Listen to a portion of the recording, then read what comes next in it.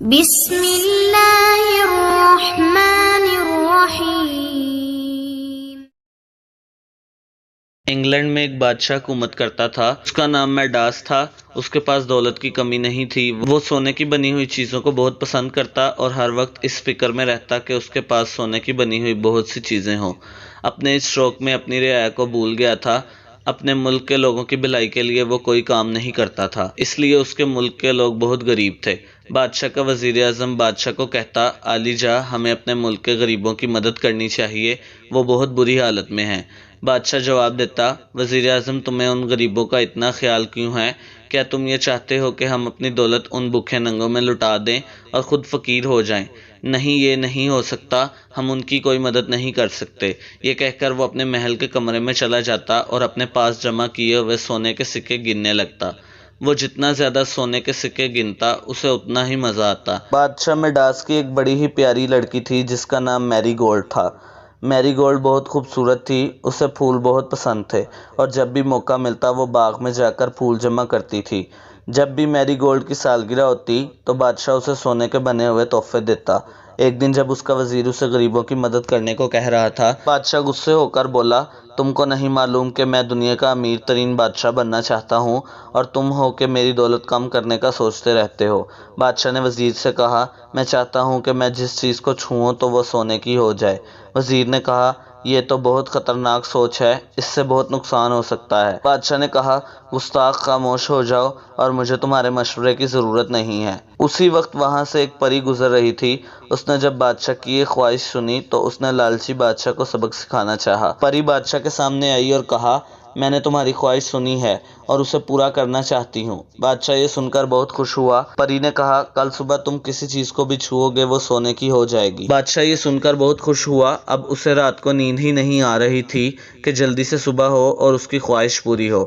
اس نے اپنے آپ سے کہا، میں سب سے امیر بادشاہ بن جاؤں گا، لوگ میری دولت کی مثالیں دیں گے، کتنا اچھا لگے گا جب میرے پاس ہر چیز سونے کی ہوگی۔ صبح بادشاہ بہت جلد نیند سے جاگ گیا۔ اس نے جیسے ہی اپنے کمبل کو چھوا تو کمبل سونے کا ہو گیا۔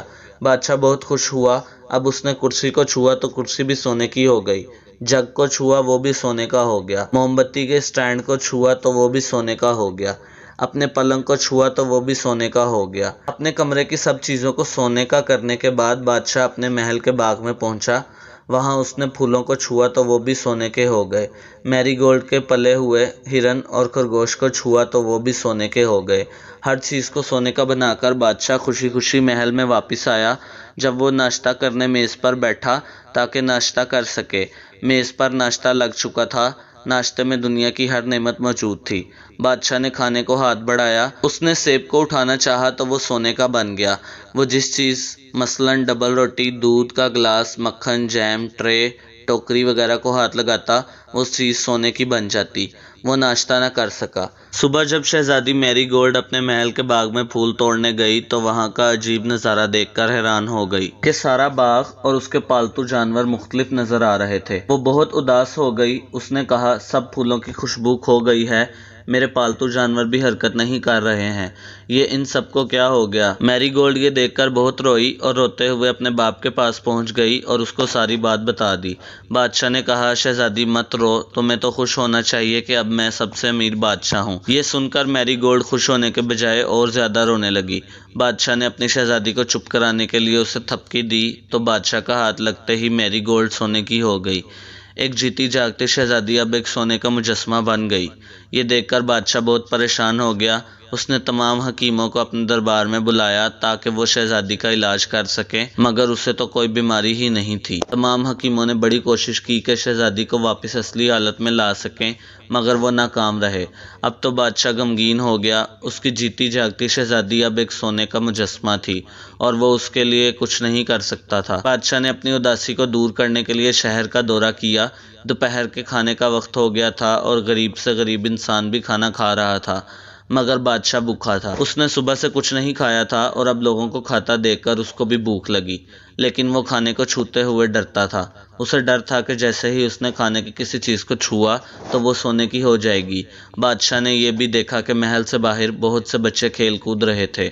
یہ دیکھ کر وہ اداس ہو گیا کہ اب اس کی بیٹی کبھی نہیں کھیل سکتی۔ بادشاہ اس لمحے کو کوس رہا تھا جب اس نے یہ خواہش کی تھی کہ اس کے چھونے سے ہر چیز سونے کی ہو جائے۔ اس نے کہا، کاش میں خواہش نہ کرتا تو آج مجھے یہ دن نہیں دیکھنا پڑتا، شہزادی بھی ٹھیک ہوتی اور میں بھی پہلے کی طرح سکون اور آرام سے رہتا۔ اس طرح پچھتاتا ہوا وہ محل واپس آ گیا۔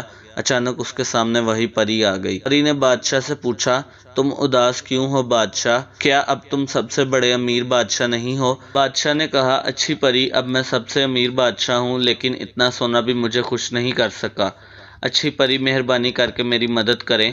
یہ سن کر پری جان گئی کہ اب بادشاہ کبھی لالچ نہیں کرے گا۔ پری نے بادشاہ کو پانی سے بھرا ہوا جگ دیا اور کہا، اس جگ کا پانی ہر اس چیز پر چھڑک دو جس کو تم نے چھوا ہے۔ بادشاہ جگ لے کر پہلے باغ کی طرف بھاگا۔ جب اس نے پھولوں پر جگ کا پانی چھڑکا تو وہ پہلے کی طرح تازہ اور خوشبودار ہو گئے۔